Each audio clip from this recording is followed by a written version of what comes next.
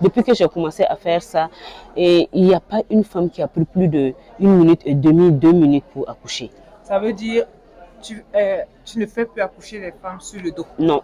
Généralement, lors de nos consultations prénatales, on demande aux femmes de ne jamais dormir sur le dos. Et pourquoi il ne faut jamais dormir sur le dos? Parce que le sang qui va vers le bébé peut, avec le poids de l'utérus vers le dos peut obstruer. Donc tout ça m'a amené à penser d'abord à la position verticale. Il n'y a aucune articulation qui est immobilisée soit par la table, soit par la position.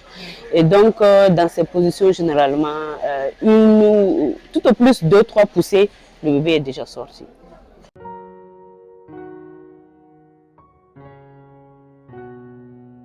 Bonsoir tout le monde. Aujourd'hui au conférence de gynécologie et obstétrique, j'ai rencontré une sage femme extraordinaire. Elle va se présenter. Vous-même, vous allez comprendre pourquoi. Vraiment, les collègues, restez connectés. Son expérience va nous faire comprendre qu'il est possible de faire bouger les choses à son niveau. Bonsoir Agnès. Bonsoir. S'il te plaît, est-ce que tu peux te présenter en quelques mots pour ceux qui nous écoutent? D'accord, je me nomme Yen Sontier Timase Agnès. Affectueusement, on m'appelle au Burkina Tata Malek. Je suis sage-femme du Burkina Faso, promotrice. Le pays des hommes intègres. Le pays des hommes intègres. Voilà, promotrice de l'école des mamans, qui est un centre de préparation actuellement qui est devenu clinique d'accouchement école des mamans. Voilà. Agnès, tu as mis sur pied une nouvelle forme d'accouchement. Oui. Est-ce que tu peux un peu nous expliquer? Bon, j'ai une idée parce que tu m'as dit on doit commencer vraiment à l'origine.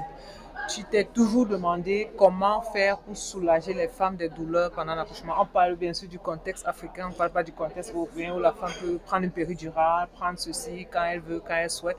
Mais avec les moyens que tu avais sur place, tu t'es posé cette question pendant des années et ça t'a fait développer quelque chose. Oui.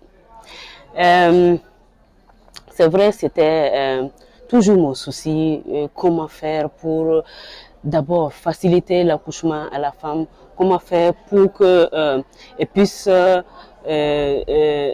sentir moins les douleurs. Et c'était toujours des questionnements, et ça m'a fait découvrir entre-temps des activités en allant dans le sens de la préparation à l'accouchement, où il fallait d'abord commencer par préparer la femme physiquement et psychologiquement. Et ensuite, pour l'accouchement, c'était surtout comment faire pour éviter les déchirures, comment faire pour que le temps où elle doit pousser,